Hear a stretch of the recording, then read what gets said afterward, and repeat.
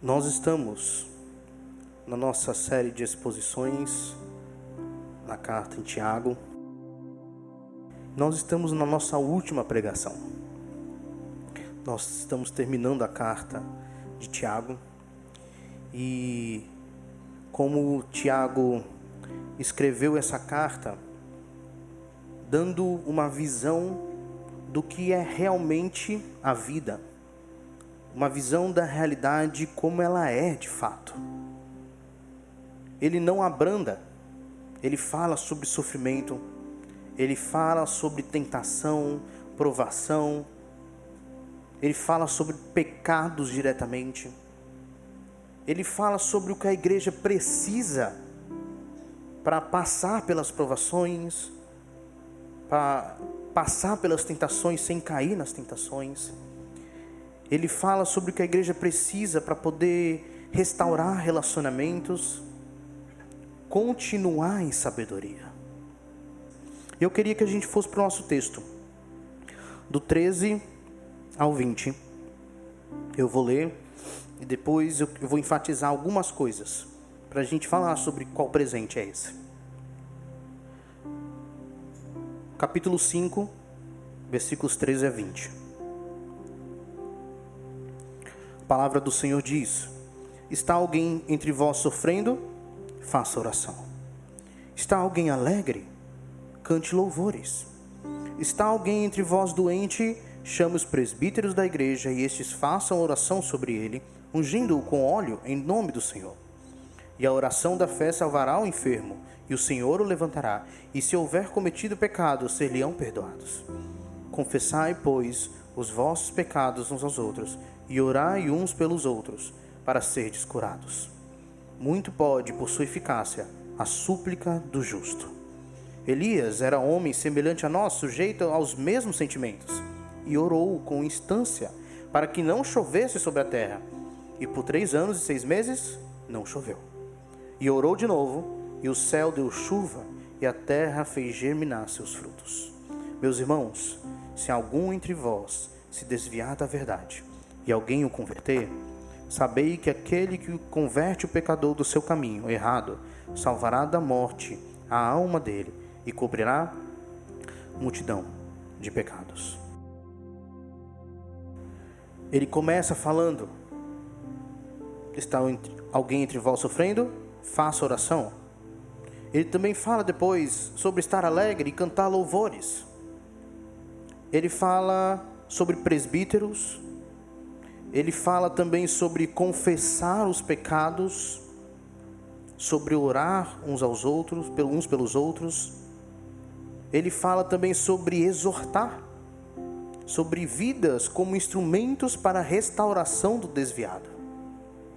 Onde encontramos tudo isso? A resposta está aqui, ó. Está alguém entre vós doente? Ele fala: confessai uns aos outros, orai uns pelos outros. A resposta está no entre vós e no uns aos outros. O presente que Deus nos dá para vivermos a paciência e permanecermos firmes enquanto esperamos a vinda do Senhor é a igreja. É o corpo de Cristo. É na igreja que existe o entre vocês.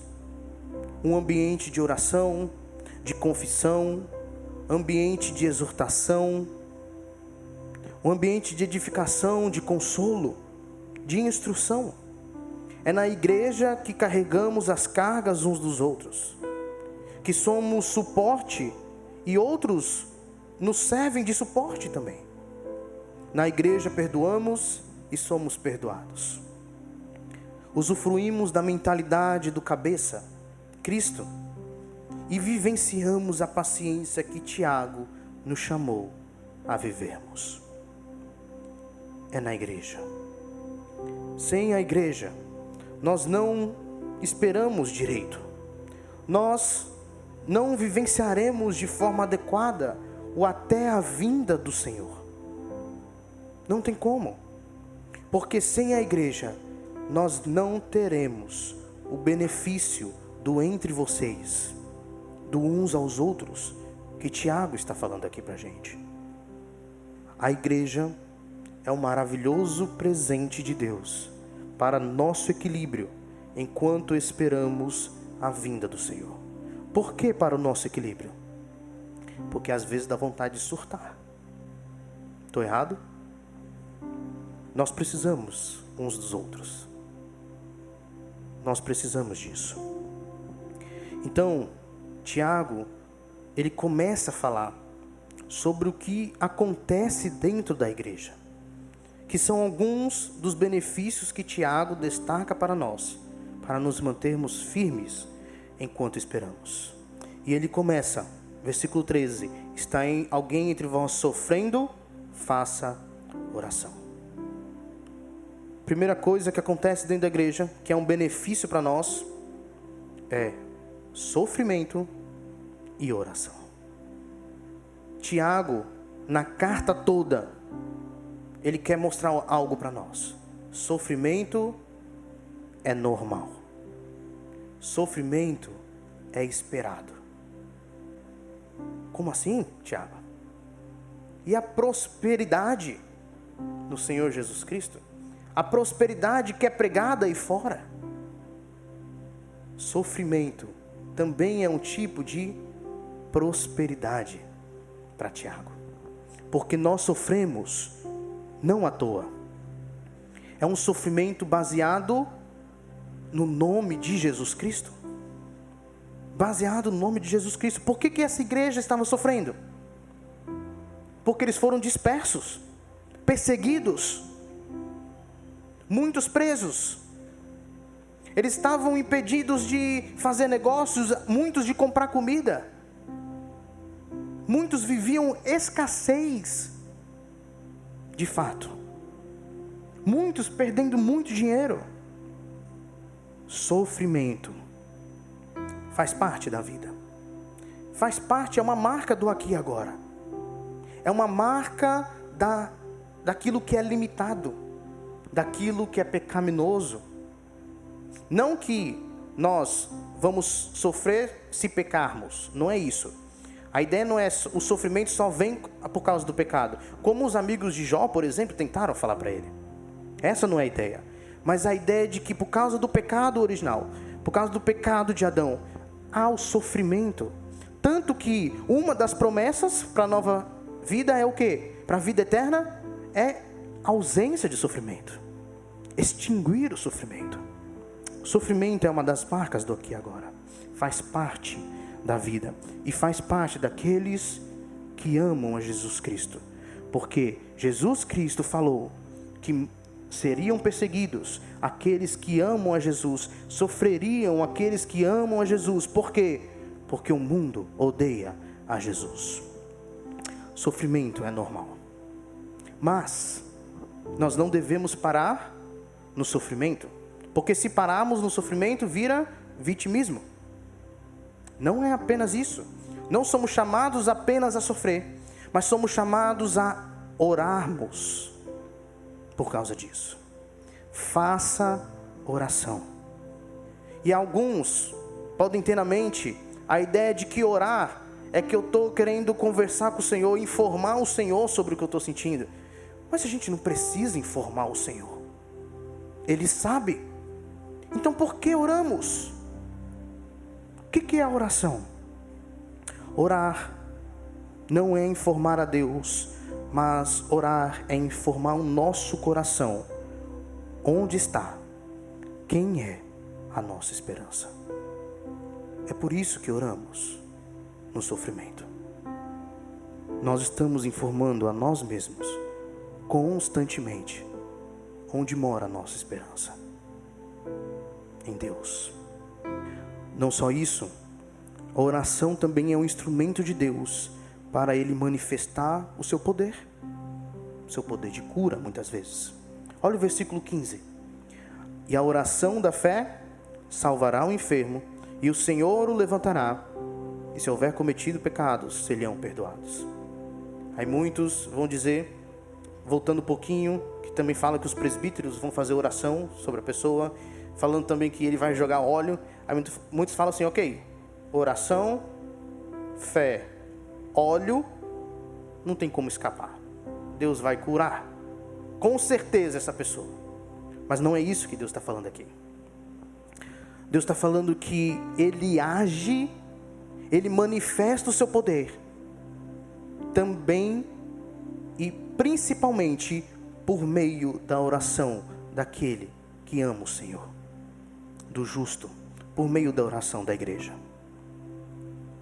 Ele sabe que tem um povo clamando. E eu só lembro aqui de Apocalipse, de que no final, quando ele for derramar a ira dele, os cálices, ele vai ter o que antes? O que vai ser visto? Ele vai ter na mão os cálices das orações dos santos, das nossas orações, da nossa súplica, daquilo que buscamos a Deus. Deus está guardando.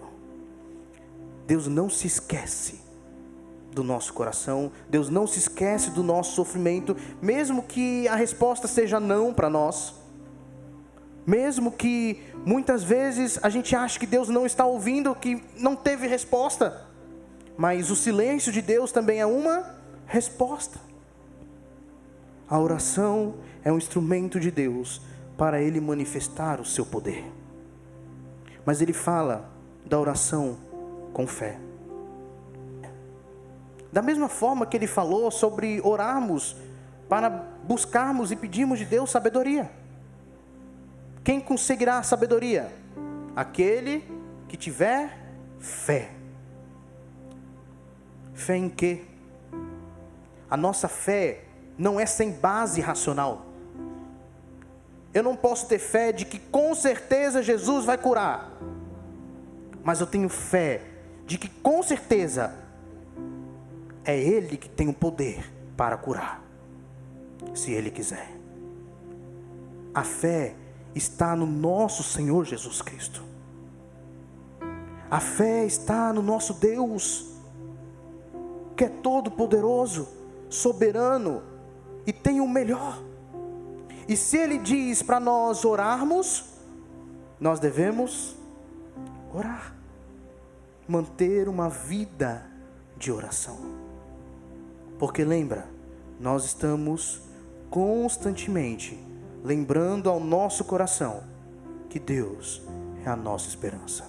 Só Ele pode ser a nossa esperança. Mas não só sofrimento, oração. Ele também fala, está alguém entre vós alegre? Cante louvores. Cante louvores.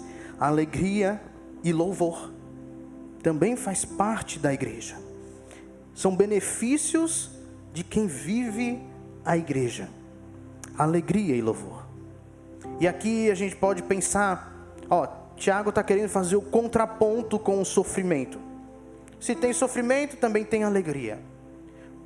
Mas pode envolver isso. O ponto principal aqui não é esse. O ponto principal é que todos estavam sofrendo. Mas mesmo assim, muitos tinham alegria. E nos leva a lembrarmos do primeiro pedido de Tiago para nós, aqui no texto. Meus irmãos, tende por motivo de toda alegria o passardes por várias provações. Alegria não é ter o riso frouxo. Não é você estar sofrendo, estar gargalhando. Isso é loucura. Isso não é alegria. Alegria é um estado de alma. É uma consequência para aquele que mesmo em meio ao sofrimento achou consolo e paz do Senhor. A oração traz paz e consolo. Paz e consolo gera alegria. E alegria deve gerar em nós louvor a Deus. É por isso que ele diz, cante louvores. Não pare na alegria. Porque se pararmos na alegria, a alegria tem um fim nela mesma. Nós estamos vivendo para a alegria e não é isso. Essa alegria precisa ser ligada àquele que nos dá alegria, que nos dá a paz e o consolo em meio ao sofrimento. Não pare na alegria, louve ao Senhor. Cante louvores. Músicas que são presentes de Deus e consolam o nosso coração. Eu tenho uma música que eu gosto muito, inclusive eu acho que eu já cantei aqui, composta pelo pastor Ailton, lá da Calvário, da Igreja Batista Calvário. Ela diz assim, não vou cantar não, eu vou só falar. Estou certo que provações virão para lapidar a minha fé. A perseguição me perseguirá, enquanto eu contigo caminhar. A graça que me trouxe aqui não me prometeu viagem fácil, mas garantiu com sangue carmesim destino certo. Destino certo. Sou peregrino em terra estranha, mas não sem esperança de encontrar o meu lar, onde a dor, a amargura encontram sua cura, onde o meu coração, enfim, descansará. Temos músicas que lembramos nesses momentos. Sou feliz. O autor escreveu em momento de turbulência, de sofrimento angustiante, perdeu suas filhas. Mas ele tinha a paz e o consolo suficiente para escrever: sou feliz em Jesus. Músicas que falam sobre agradecimento, tantas outras músicas. Cante louvores. Nossa alma se alegra porque temos paz e consolo no Senhor mesmo no sofrimento. Então devemos cantar louvores. E ele continua: sofrimento, oração, alegria, louvor. E o outro presente que acontece dentro da igreja, para o nosso benefício, que é vindo por causa da igreja, do viver a igreja. Ele fala no versículo 14: está alguém entre vós doente? Chame os presbíteros da igreja, e estes façam oração sobre ele, ungido com óleo, em nome do Senhor. A oração a gente já falou aqui, mas são os presbíteros da igreja. Pastores da igreja.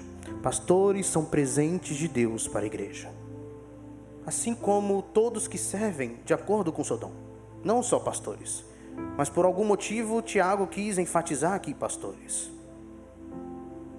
Provavelmente, lembra que Tiago era o pastor da igreja de Jerusalém, daqueles irmãos que estavam dispersos. Mas tinham também outros pastores. Sempre era uma equipe pastoral.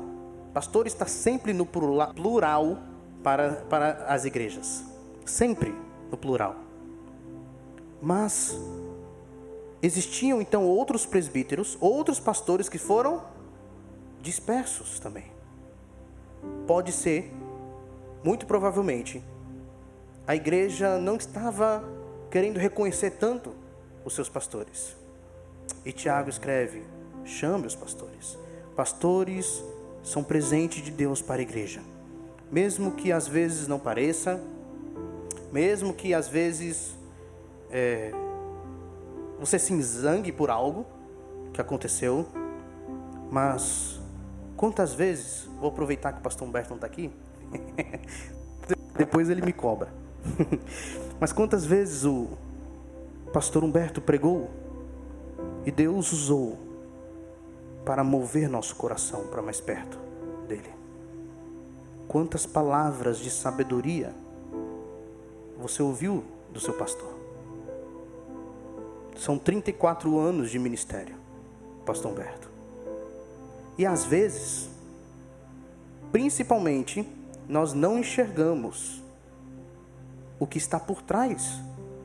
Todo o sofrimento, toda a luta, por exemplo, que o pastor Humberto teve em oculto. com a sua família? Quantas vezes ele pregou e depois da pregação ficou exausto? Quantas vezes ele aconselhava e aquele aconselhamento depois pesava porque ele via pecado das pessoas, porque ele via a angústia das pessoas? 34 anos de ministério. É uma bênção. Então, pastores também fazem parte do presente que Deus nos dá por meio da igreja. E ele fala aqui no final, eu sei que vocês querem ouvir sobre o óleo, eu vou falar. Ungindo com óleo em nome do Senhor. Ele está falando aqui, alguns falam, isso é óleo medicinal. Mas eu não penso ser óleo medicinal, eu acho que era óleo mesmo, normal, que eles usavam. E ele não está falando que o óleo tem poder de curar. Ele também não está falando que o pastor tem poder de curar. O que ele está falando aqui é que esse óleo, ele significava a presença de Deus e a demonstração de uma cobertura da igreja. Porque essas pessoas que estavam doentes estavam impedidas de congregar. Elas estavam na casa delas. Então, chame o pastor para ir para lá, orar e derramar o óleo para demonstrar para essa pessoa que a igreja está cuidando dela, que ela está debaixo de uma igreja, da cobertura também da igreja. Demonstração do cuidado, da presença de Deus por meio da igreja. É isso que o óleo significava. Mas não apenas sofrimento e oração, alegria e louvor, não apenas também os pastores, mas o que vem de benefício com o presente que Deus nos deu de ser igreja, é o confessar. Olha o versículo 16. Confessai, pois, os vossos pecados uns aos outros, e orai uns pelos outros, para seres curados. Confessar, a igreja é um lugar de correção por meio da confissão. Muitos dos vícios não conseguem ser abandonados, porque não há confissão de pecados. E a ideia aqui de confessar não iria a um confessionário, porque ele fala confessar uns aos outros. Ele está falando sobre confessar no dia a dia, nos relacionamentos, assim como exortamos, aconselhamos uns aos outros, como instruímos uns aos outros.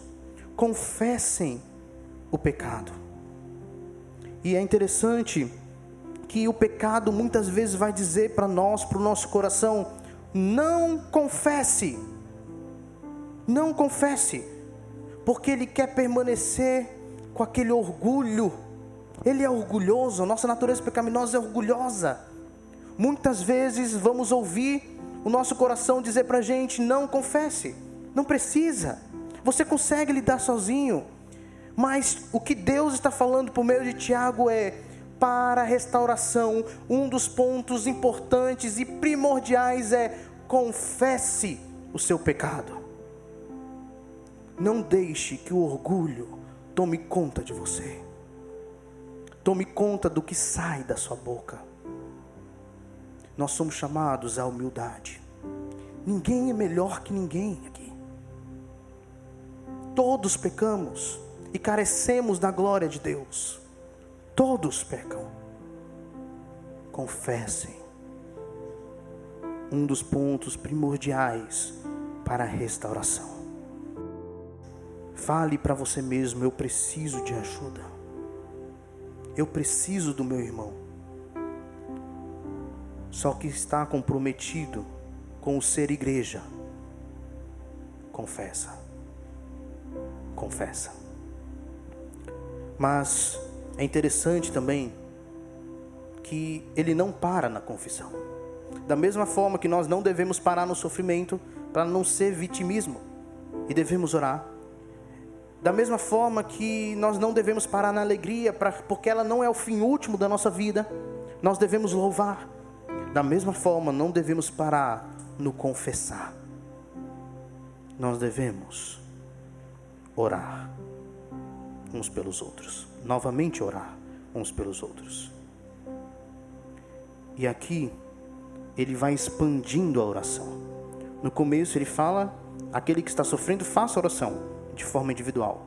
Depois ele fala: chame o presbítero e este ore. E depois ele fala: ore uns pelos outros.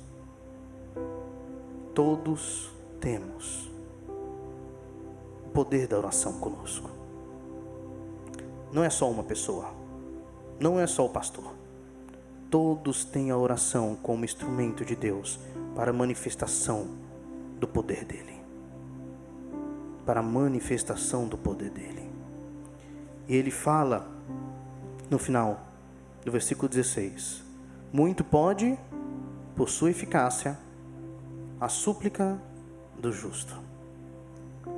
Ele pré-estabeleceu que a eficiência da oração tem que estar coerente com aquilo que vivemos, com a nossa vida de piedade. Não só isso. Justiça também é para aquele que tem Jesus Cristo. Nós somos posicionalmente justos em Jesus Cristo, porque na nossa união com Ele, nós participamos da justiça de Cristo, e Ele imputa a nós essa justiça. Muito pode, por sua eficácia, a súplica do justo. Deus ouve a nossa oração. Não menospreze a oração. Ele faz até aqui um exemplo para nós. Olha com quem ele compara. Elias era homem semelhante a nós, sujeito aos mesmos sentimentos. Ele está comparando e colocando no mesmo nível nós e Elias. E sempre que eu olhava para Elias, eu falava: que homem de oração. Esse homem está muito perto do Senhor. Tanto que, como que foi? Ele morreu? Elias? Não. Ele foi até o céu. Subiu. Elias era um homem semelhante a nós, sujeito aos mesmos sentimentos. Todo ser humano são sujeitos aos mesmos sentimentos. Mas o que Elias fez? Orou com fé, e Deus ouviu a oração dele. Nós temos o sofrimento e a oração, nós temos a alegria e o louvor, nós temos pastores, nós temos a confissão como benefício que Deus nos dá por sermos igreja, por usufruirmos da dádiva de Deus de ser igreja. E por último, versículos 19 e 20. Meus irmãos, se algum entre vós se desviar da verdade e alguém o converter, sabei que aquele que converte o pecador do seu caminho errado salvará da morte a alma dele e cobrirá a multidão de pecados. O último benefício é a exortação para a restauração. Nós encontramos na igreja. E é interessante como ele constrói esses versículos aqui, como ele escreve esses versículos. Ele normalmente fala sobre uns aos outros, né, demonstrando a pluralidade, no caso, mas ele faz aqui, se algum entre vós se desviar da verdade e alguém o converter, e eu penso aqui que ele está querendo se usar de exemplo. Muitos estavam se desviando da verdade. Muitos estavam se desviando da verdade. E ele então escreve essa carta com a intenção deles se voltarem para Jesus Cristo, para a sabedoria. Então sabei que aquele que converte o pecador do seu caminho errado salvará da morte. E aqui eram literalmente salvos, tá, meus irmãos? E não estamos falando de pessoas que aparentemente eram salvos, mas eram salvos mesmo. Então essa morte aqui é morte física, tá bom? Morte física. Salvará da morte a alma dele e cobrirá multidão de pecados. Quão importante é a exortação no ser igreja. para a restauração de vidas. Nós não podemos também negligenciar a exortação no Senhor, em amor. Então, quais benefícios que nós temos a partir da dádiva de ser igreja que Deus nos dá? Sofrimento e oração, alegria e louvor, pastores, servos, a gente pode colocar aqui também, confissão e, por último, exortação para a restauração. Tudo isso nós temos no ser igreja. E eu quero concluir, além daquilo que nós já sabemos, que é ter uma vida de oração, exortar uns aos outros, que é cantar louvor, que como foi falado aqui. Pode ser que sua vida esteja mais difícil, mais pesada e sem alívio.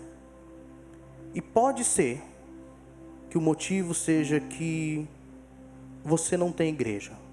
Ou melhor dizendo, você não é igreja. Seu nome pode estar no meio da igreja. Você pode se fazer presente nos cultos, mas muitas pessoas se fazem presentes nos cultos, mas não estão vivendo a igreja. Não estão usufruindo da bênção do ser igreja.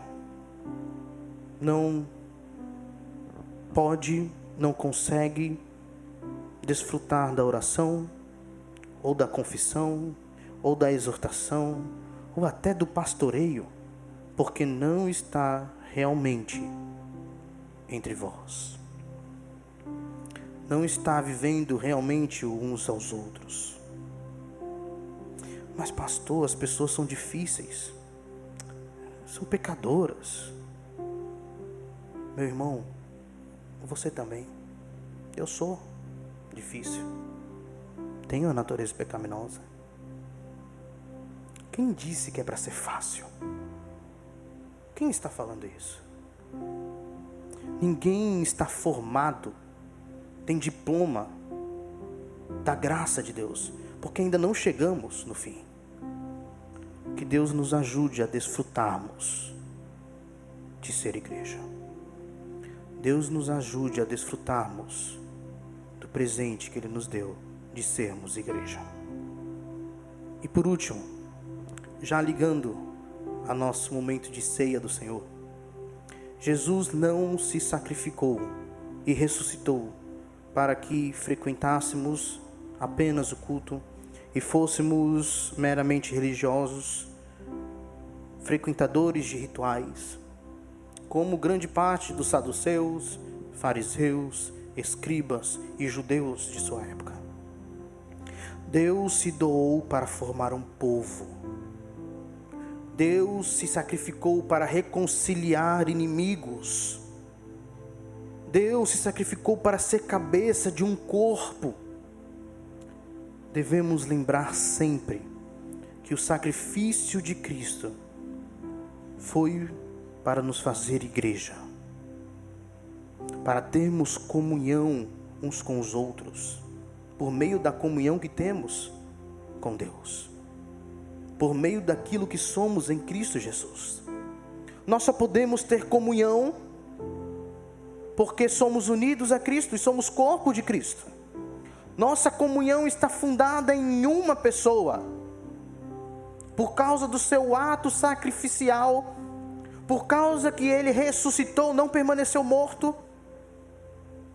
Nós somos igreja e podemos usufruir do sermos igreja, porque Cristo morreu por nós.